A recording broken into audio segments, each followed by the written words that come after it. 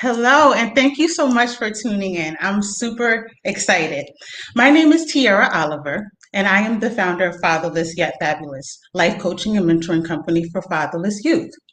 I am the mother of one daughter, some of you know her, and have the occupation of family nurse practitioner. The company was founded in 2016, but it really didn't start to take shape until the time period of COVID. During this time, I suffered the most severely from depression and anxiety. The height of COVID and working as a single mother really heightened mental health duress for me. But what they say is, what doesn't kill you only makes you stronger, right? So, of course, I continued to fight past the multiple deaths I was seeing every day, aiming to do the best job possible while also navigating racial discrimination that I faced. FYF is about this stuff, but it's about so much more. It's about the women and men that suffer emotionally and mentally from all sorts of injuries to the spirit that results in injuries to the mind. Women with fathers that may have schizoaffective disorder, chronic depression, and addictions like mine did. These are the things that we face in our community. And many times we do not know how to access the appropriate care or even have the understanding to do so. In my experience, I lost my family at 9 years old due to my father's addictions and his mental health impairments. By middle school, I was able to tell there was major differences with his behavior toward me. I stayed away for a while, and by the time we reconnected a year later, I found him deceased. This trauma changed my life completely, and it altered the path of my own mental health. I suffer and still suffered from mental health issues like intense anxiety, depression, PTSD. But we have that spirit to fight. My father taught me two things, powerful weapons.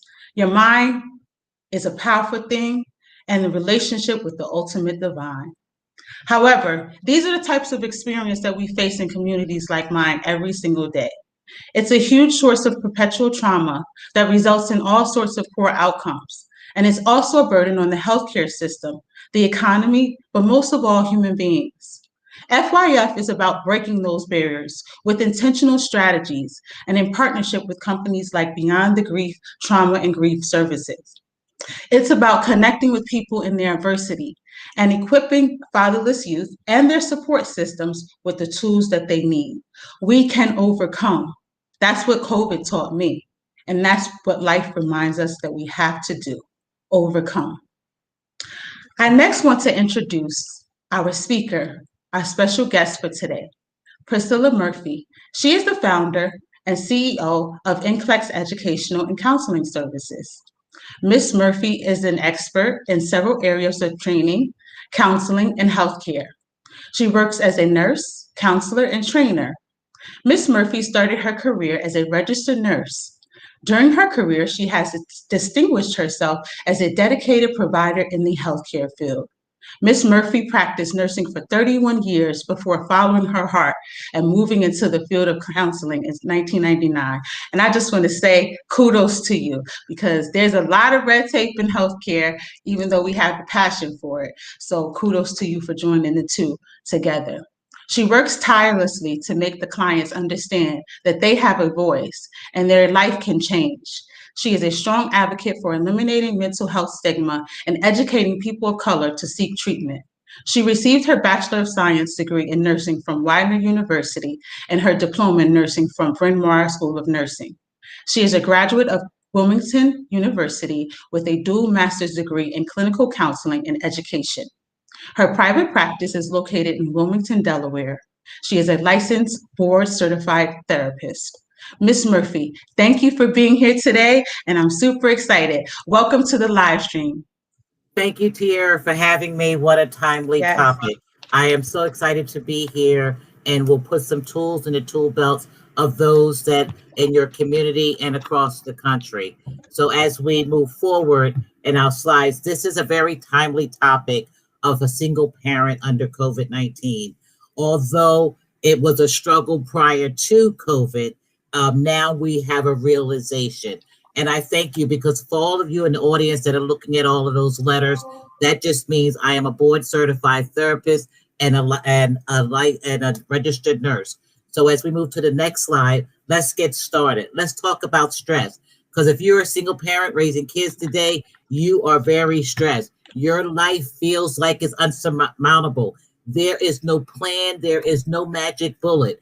Please understand from this topic that whatever you did pre-COVID, let it go. We have to adjust to bring down and power down our stress levels as we move forward. So as we go to the next slide, we want to talk about, as we go to the next slide.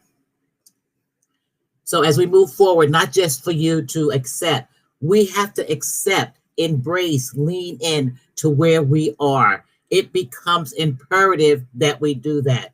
I ask all of you moms, take a minute, and fathers, to breathe and to be present. See, the gift from the universe is the present. You have to learn to accept what is happening in the moment. Don't judge it, because when we judge it, we get all tangled up. Rather than fighting what you're experiencing, embrace it, lean into it, because you will have less stress. You will feel less rage, less anger. So you have to know, what is it that you can control? We are controlling individuals. There's two things in this world you can control: the decisions you make and your attitude. So as we move to the next slide, we have to look at our tools. What are they?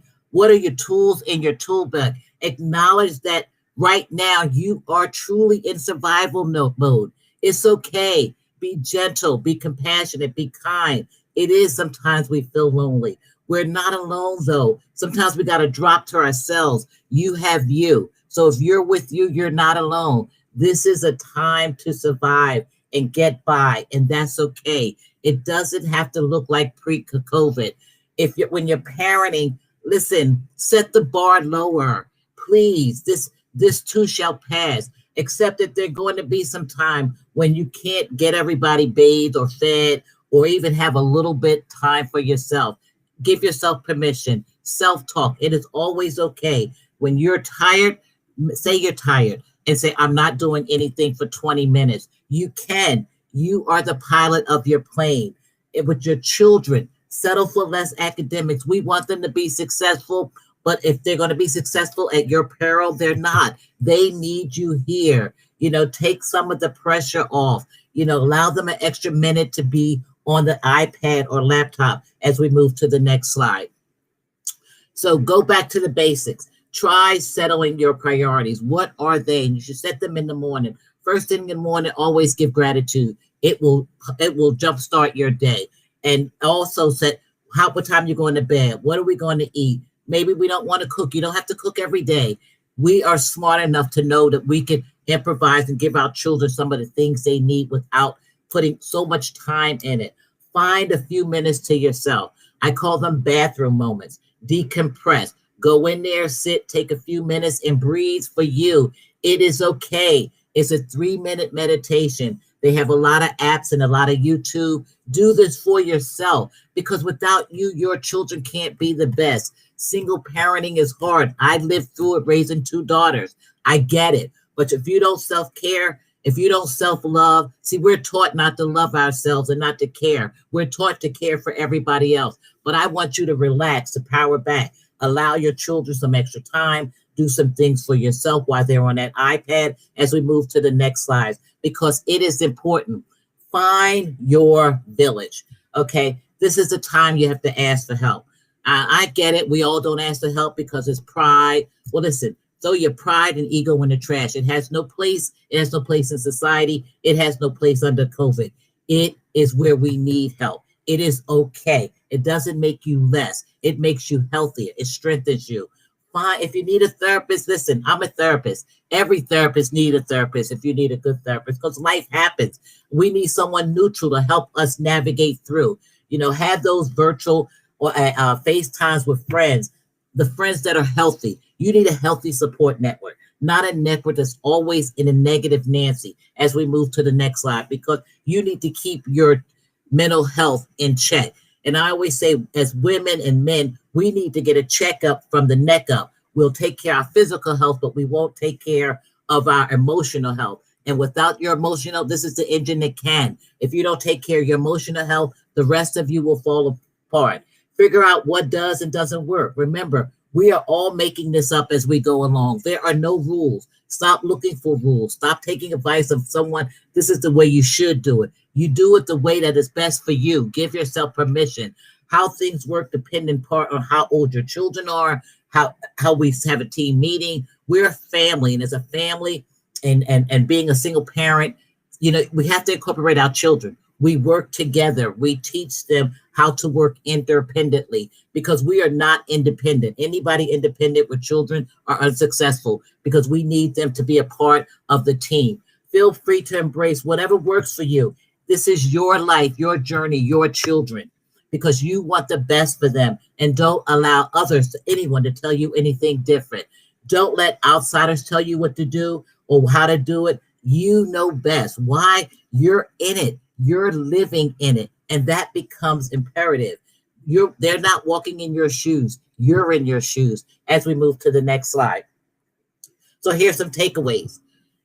Have no expectations. It is important that you don't set any expectations. See, when you go through the world without expectations, you're never disappointed.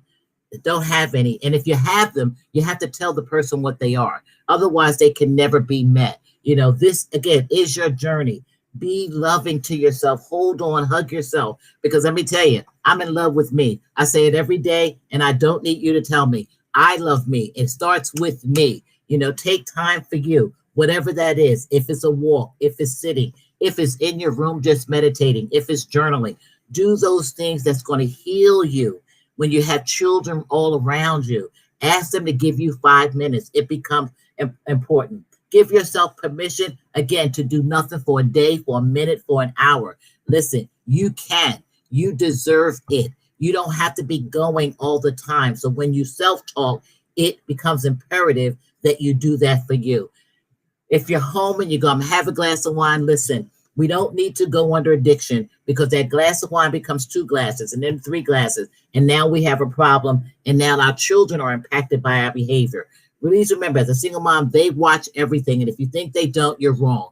They see you. I don't need you to be strong. I just need you to be deliberate, to be intentional, because strong has nothing to do with single parenting because we don't have any options. We have to get the job done, and it becomes imperative. Listen, this it too shall pass because life happens. Hold faith. Faith it will get you through it. I don't know how have faith, but I know if I look back at your life, you've gotten through so many things. So again, be kind and be patient with yourself as we move to the next slide. So again, I'd like to take this opportunity to ask any questions. Again, it's important. Take time for you. This is not easy. It is difficult. Yes.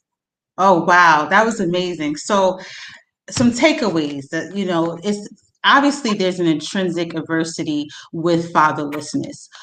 So the strategies that you talked about here today are paramount. And some of the things that I began to do on my mental health journey and in single parenting was to journal. I journal all the time. And I do use my phone as well as a calendar to be intentional, to have moments where I'm just trying to focus with me and my daughter, because at the end of the day, no matter what your situation brought you to, this is your child's only childhood.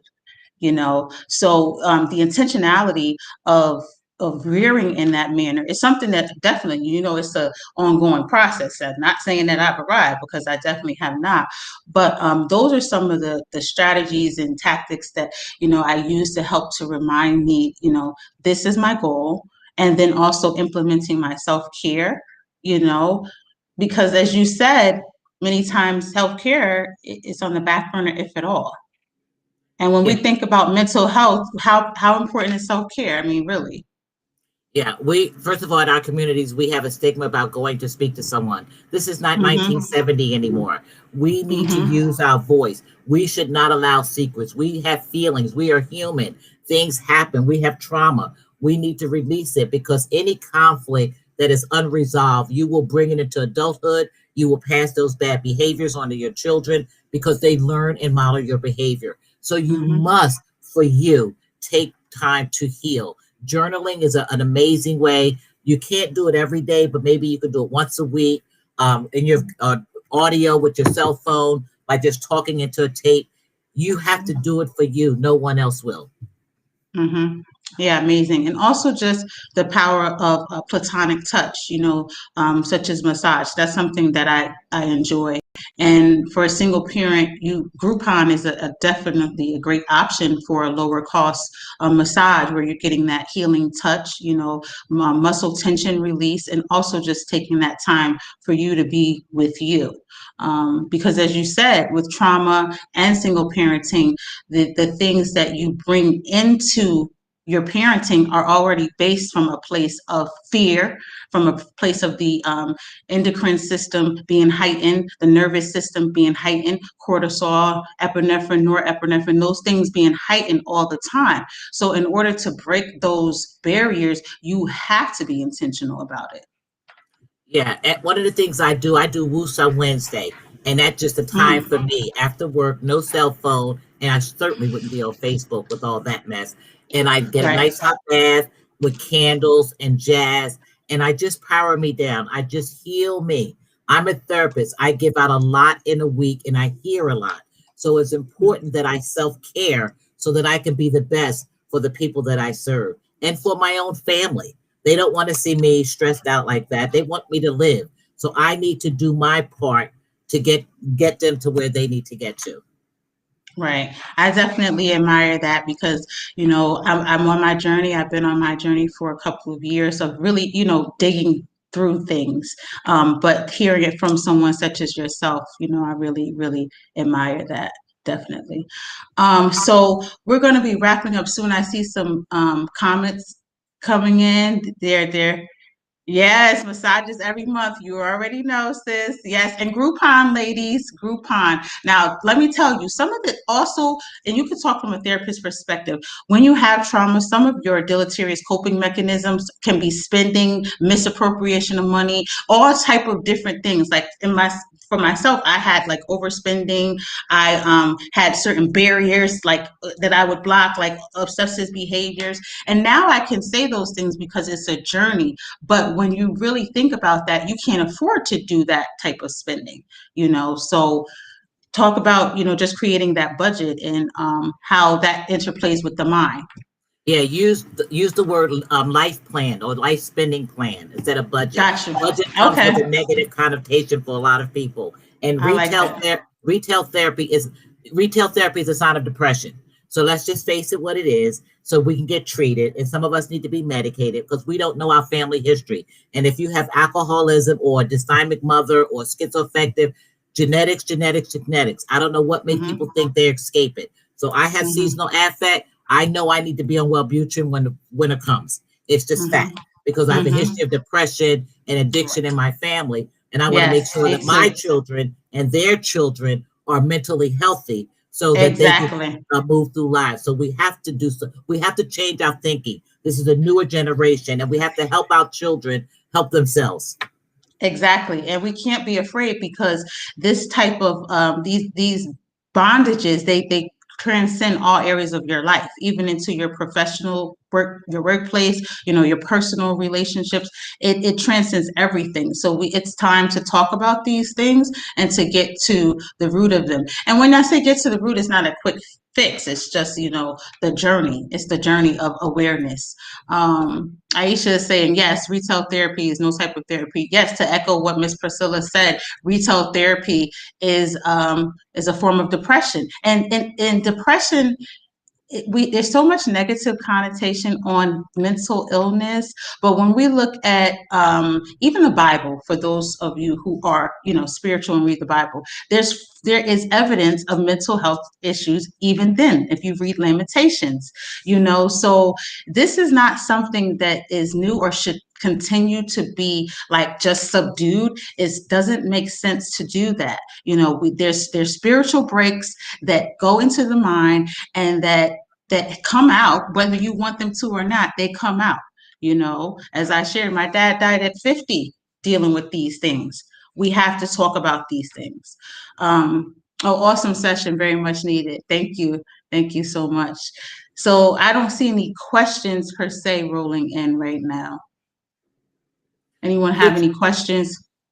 Just know that you are the most important person in the world, and we all have a need to be valued. But please don't expect others to value one when we don't value ourselves. And that is for every parent and father. You value you, and you pat yourself on the back, and you give yourself some self-love, because truly you are worth it. You are worthy of it, regardless of what our naysayers or anyone say. And when you're down, you talk to someone. When something's off, it's okay, just admit it. That's self-exploration, and that's healing. And we want to all get to a better place. That's amazing. Thank you for pouring into our cups. This is a great question. Share how the mom can detach herself from the thoughts of guilt from not having the father around. That is a loaded question. So for me, that has taken probably up until last year, so about 9 years or 8 or 9 years. For 2 or 3 of those years, I had this there is a medical terminology for it because it's not a real thing. When you think of something as real, but it's not. Yeah, that was that relationship. So, so I had for 2 or 3 years, okay, this is going to be this family, the family that I lost, my nuclear family, this was going to replace it. When we talk about the depth of things, we have to be real. That is a negative way of approaching it. And so in my experience, some of the things that I did was just to focus on my child, to understand in my mind that this is a part of me. She is a part of me, and she is who I love and bond with. We're family. But if you strategies for that, that's a loaded question. But one of the things I would encourage you to do is write your father a letter as if he was present. Whether you burn it, mail it, trash it, what did you feel in growing up without him? The abandonment, the shame. You have to cathartic that out, because there is no guilt. Guilt means you did something wrong. You did not do anything wrong, and you should not own that. Your father made a decision, and you were a child, and children stay in children places. So when we start to use our adult thinking, the guilt keeps coming, but you cannot think as from the adult. You must think from the child. But writing him a letter and cathartic those feelings, that works really well for my clients. And some of them have put their letters in their father's casket because they needed to heal. Oh, that's awesome. Thank you for taking, what I was saying a little deeper. I so appreciate that. And I too had to, write a letter. And then I ended up taking certain items and burning them, because really, when you look at the psychopathology of it, the male relationships or situationships are reflective of the abandonment of the father, or the betrayal, the rejection of the father. So you're taking something that is supposed to be security, stability, that the father is supposed to bring into your life, and looking from it elsewhere. So you're picking brokenness, and what you're going to attract is brokenness. And that, that's the experience that I had. That's why you have to write that letter, because you continue to choose individual men who are much like what you think or not. So your abandonment issues are not resolved, and you become very clingy and very needy and very codependent, and can wind up in very unhealthy and unsafe situations. So you have to start that letter so you can start to work and get into counseling. It's really important that you work through that, because our fathers play roles in our lives as we think of it as adult, because as a little girl, you always wanted to be daddy's little girl. And so as a son, you want to become a man. And so you tend to shift. So you have to start to work early. Awesome. Definitely. And I definitely want to give a shout out to my professional healing team. I had counselors, core energetics, and, people that I still work with, life coaches, and finding the person that you gel with. It's not going to happen automatically. You're not going to just go in there and start feeling comfortable, but we all have a sense of vibes, so finding a person that you gel with. I really don't see many other questions, but I see some comments and I acknowledge you all. Thank you so much for tuning in. Amen to therapy. Yes, love the letter idea. Yeah, and we did, talk about the guilt piece and how to overcome that. So as we begin to wrap up here, definitely all honor to God, always. Especially thank you to the warrior mamas and their support systems, especially to my queen. Thank you for your love, your strength, tenacity, long suffering. Without that, I don't know where I would be. My loving, supportive family and friends as well. And definitely to EC Media Group for producing FYF Sundays. This is our first launch event, but we will be having them to start every month. Let me see.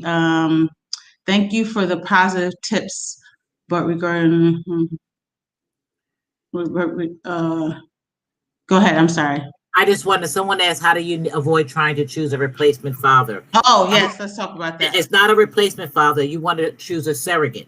Even adult, when you lose your parent as an adult, you still need a surrogate. I am older and I have a surrogate mom because we all need a mom or we may need a dad. So choose that healthy male, older male who is grounded in sense of self and pride to be a surrogate. They're not easy to find, but someone who loves you for you and treats you as a father figure.